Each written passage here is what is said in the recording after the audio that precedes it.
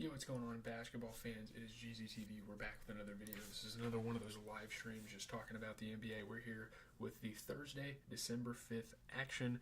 We had about 3 good games. We're going to talk about the Kings-Grizzlies game, the Suns-Pelicans, and then the Rockets and the Warriors. And I think that's pretty much going to sum up the night. Most of the other games were blowouts. So let's just get straight into it, starting with the Kings and the Grizzlies. And this is kind of the main event of the video because fucking Ja Morant got ejected. Kind of crazy. Marcus Smart scores 18 points, hits the clinching free throws. The Grizzlies beat the Kings by 5. Solid scoring, solid scoring from Marcus Smart tonight. No one really played spectacular for them. It was more of like a grind, get together, get a team win. The last 2 of his points were on clinching free throws with 2.9 seconds left. And the Memphis Grizzlies beat the Sacramento Kings. Obviously, a lot of controversy, a lot of fury from the coach here, after Ja Morant got ejected. Obviously, Jaren Jackson Jr. was making it tough all game for the Kings, hitting some tough shots. Obviously, Ja Morant, when he was playing, had some nice offense, had some nice buckets. Pretty good game here. Jay Huff was getting to the rim. I like to see him kind of in the rotation a little bit more. But just kind of looking at the box score, I don't think this video is going to be that long. You have Domantas Sabonis going 17 points, 13 rebounds. He shot 50% from 3. You get a 26-point performance for DeMar DeRozan, made his only 3 of the game. 11 points and 11 rebounds for Keegan Murray. 23 points for Malik Monk. He's been doing solid in the starting lineup. Obviously, a very lackluster performance for Jay Crowder off the bench. He's their new acquisition. He didn't really play that much. I don't know. It's kind of a weird situation there. I think the Kings actually played some pretty good basketball tonight, reasonably, but, Jay Crowder and guys like that off the bench need to kind of support more. I mean, you look at the Grizzlies, really all you have is like a 15-point, 10-rebound game for Santi Aldama. Made all 3 of his threes, shot 75%. That's really the only, really good performance. Ja Morant got taken out a little bit into the game.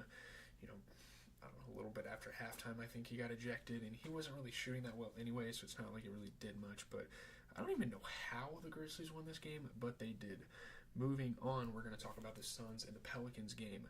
Brandon Ingram scores 29 points, and the healthier Pelicans top the Suns by 2. They snap a 9-game losing streak. This is the first win for the Pelicans in 9 games. Very impactful, very monumental win for them on the season. Obviously, great scoring night for Brandon Ingram. He returned from a 5-game absence, which is awesome because he's on my fantasy team. Herb Jones, first game back from a shoulder injury. All sorts of different Pelicans players coming back. Blocking Devin Booker's last-second shot, leaving right where he left off. Herb Jones, amazing NBA defender, and 9-game losing streak gets snapped. Which, look at that, when you have a couple of your major pieces back, you're going to win basketball games. Yeah, great job for Herb Jones. He's, for a couple years now, he's been a huge defensive player in the league. And obviously Bradley Beal was hitting tough shots. Pretty entertaining game overall. CJ McCollum hit some tough shots. Royce O'Neal was getting to the rim for the Suns. In terms of sports tonight, I really didn't watch much, by the way, so I know this video might seem a little lackluster. It is what it is. Looking at the Suns, you get a 24-point game for Bradley Beal and 28 points for Devin Booker off of 30% three-point shooting. You also get 13 points and 10 assists for Grayson Allen off the bench, making his minutes count, shooting 60% from 3. I like Mason Plumlee. He's been a traditional big man in the league for a while, and he gets it done on the glass. But man, this is where having KD as a whole really hurts them because Mason Plumlee can't score the damn ball either. I don't know. There's all sorts of guys that could play over him. I mean, Bol could play over him. I don't know.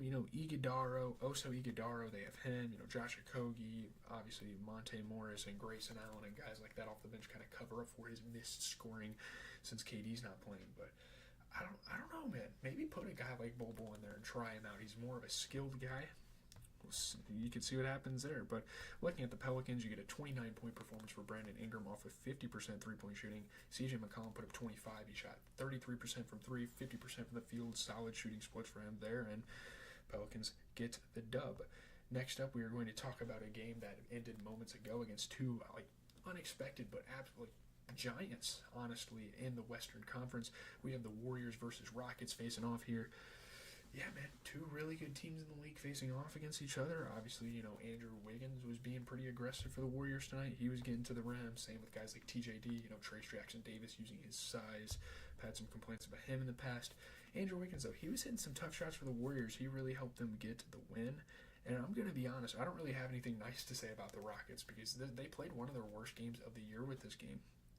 And especially Jabari Smith Jr. And like recently, Jabari Smith Jr. hasn't been playing good. Like throwing an Amin Thompson, throwing a Steven Adams, throwing a Reed Shepard. Get these guys some fucking minutes because you're really not getting that good of minutes from Jabari Smith. He almost fouled out of the game. I don't really know. Looking at the Warriors, great fucking game for Jonathan Kuminga. 33 points. He shot 50% from three. You get a 23-point performance for Andrew Wiggins, who shot 75% from three. So those two did it. Obviously no Steph Curry, so you have guys that need to step up. But real quickly, before I get back to studying, we can look at tomorrow's games. Obviously, we're playing the Bucks. That's going to be a tough game.